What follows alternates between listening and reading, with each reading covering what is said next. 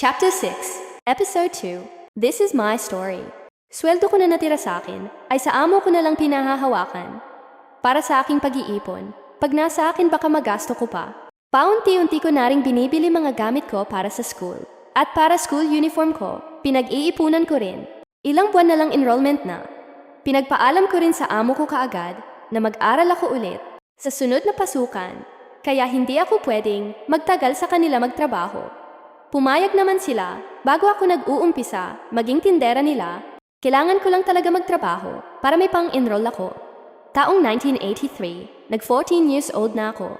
Ngayong June na ang pasukan sa school, ang naiipon kong pera ay hindi pa magkasya para pangbayad sa school.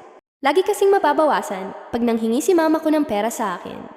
Kahit mahirap, hindi ako nawalan ng pag-asa na makapag-aral ako ulit. Lalo na unti-unti ko nang makumpleto mga gamit ko para sa pag-aaral.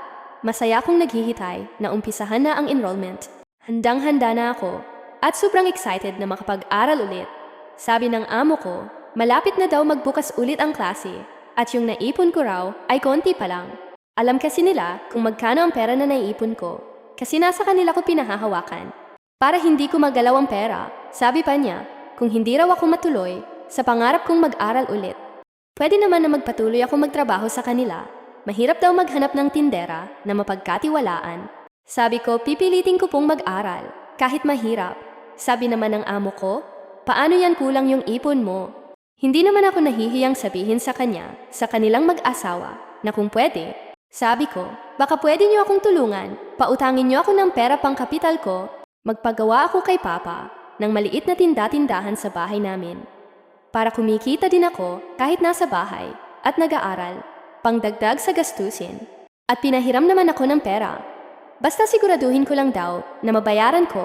Hulug-hulugan araw-araw kong ibabalik ang pera sa kanila. Maliit na halaga lang din yung inutang ko. Baka mahirapan akong maibalik sa kanila. Itutuloy ang inyong Ate Mel B. Maraming salamat.